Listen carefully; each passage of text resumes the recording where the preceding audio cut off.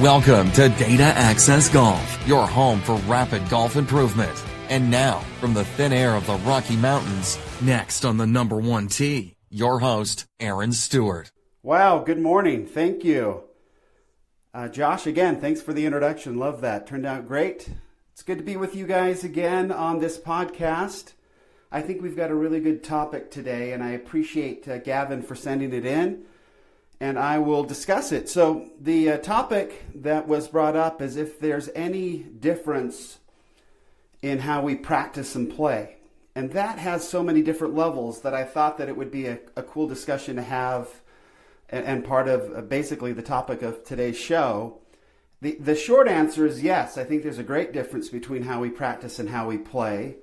And I think that we overcomplicate it. So I'll start with practice. With practice, for me, it's about working on things and getting better, trying things out. We discussed a little bit in a previous podcast about using tips and tricks and things that we find from other sources, but making sure that we have, through the use of really good data and good feedback and accurate feedback, that we make sure that those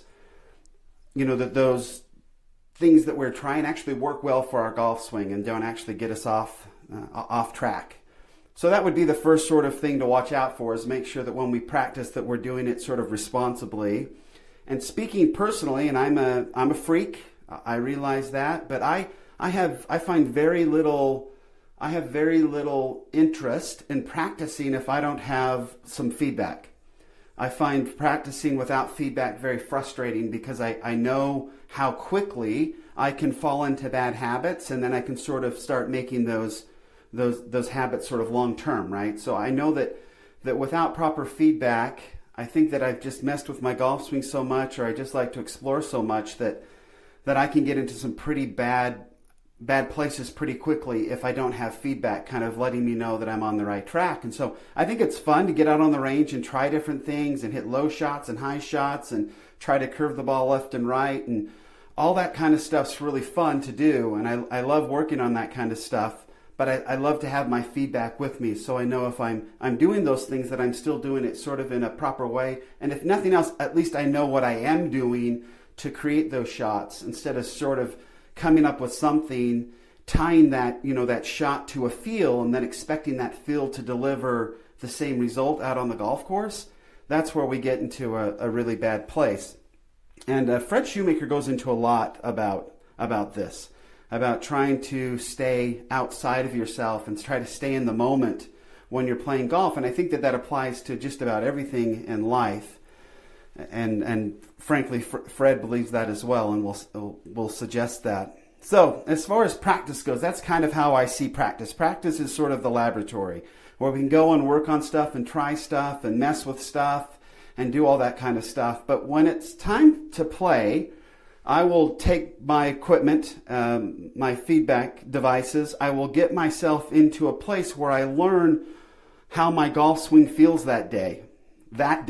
Right now, I'm not talking about a long-term feel. I'm talking about, okay, that day, this is how it feels. When I am on plane and swinging the club right, this is how it feels. And then I will go to the course and sort of play that way. Kind of knowing where the club has to be visually helps me a ton, but getting to the club where it needs to be for that day to play a decent round of golf. And I will admit that some days, my golf swing feels like complete and utter garbage. And yet I know, because I've done a little work before I went out, that is playing for me that day, that it just isn't going to feel very good. Now, as the round goes, you can kind of warm up and maybe some things loosen up and things change. And so you'll start to see the ball start doing different things that you don't want it to do. In those particular moments, we can make adjustments to kind of bring it in together. And that's probably a discussion for another day, sort of on-course adjustments. But at least for today, to stay on topic, when we get out and play, I think that we forget everything that we've been working on.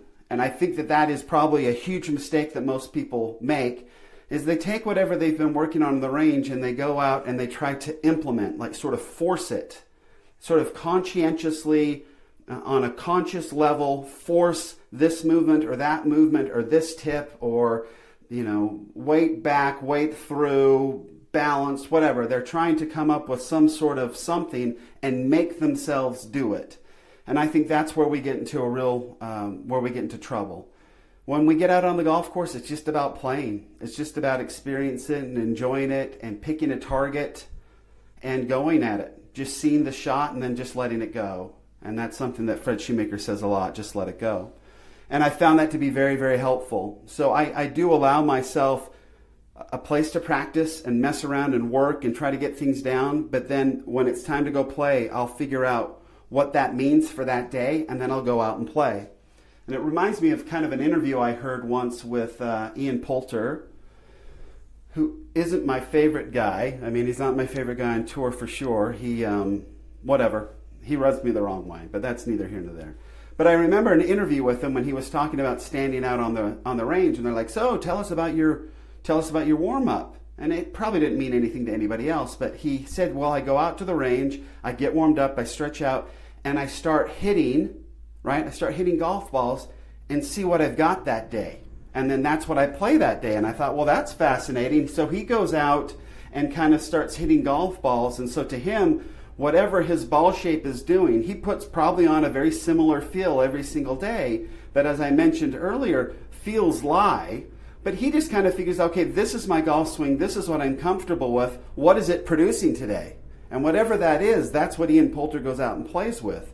So pretty fascinating. I kind of go the opposite direction. I like to see a certain ball flight, and to be perfectly honest, I like to see straight. I like a straight ball flight as much as possible with the drive, with everything. I like straight, which means a lot. Again, probably a discussion for another podcast, but I like to see the ball go straight, and so I will use the equipment to get my swing into a place where I know it's going to create a straight shot every time, right? As long as I have the club on this plane and I'm swinging this way, I'm going to and the club face returns to the ball square, I'm going to hit a pretty much straight shot all day.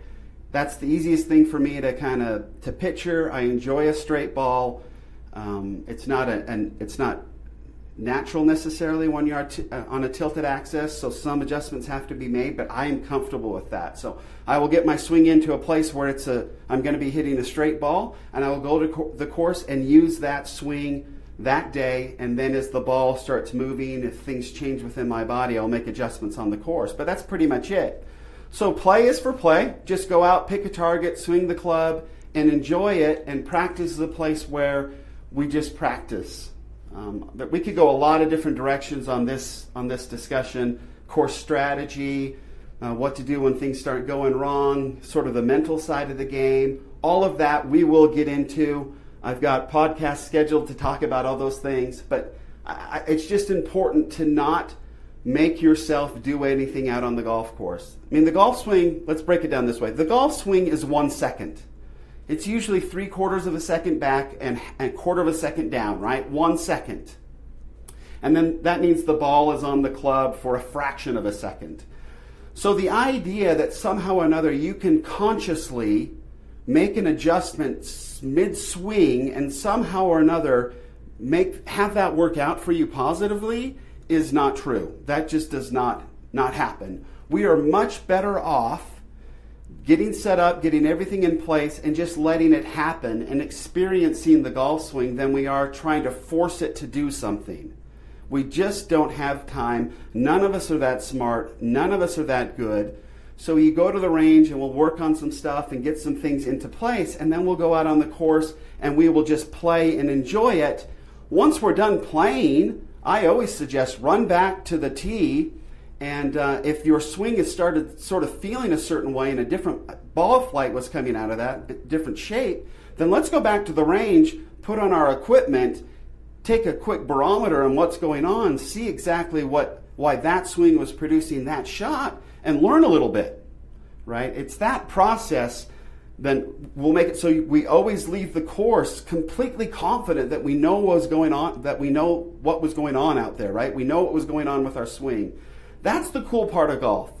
We can practice and get ready to go. We go out and play and just enjoy it and experience things, and then take those experiences and those feels for that day, run back to the range, throw on your equipment, get really accurate instant data back, see what's actually going on, and then you can leave the course feeling completely confident that you got this thing, or at least you understand what was going on. It's maybe not dealt with, and it's going to take some more practice and work and drills and all that we'll do together, but at least we know what's going on, and we can deal with that, right? We can deal with what's known.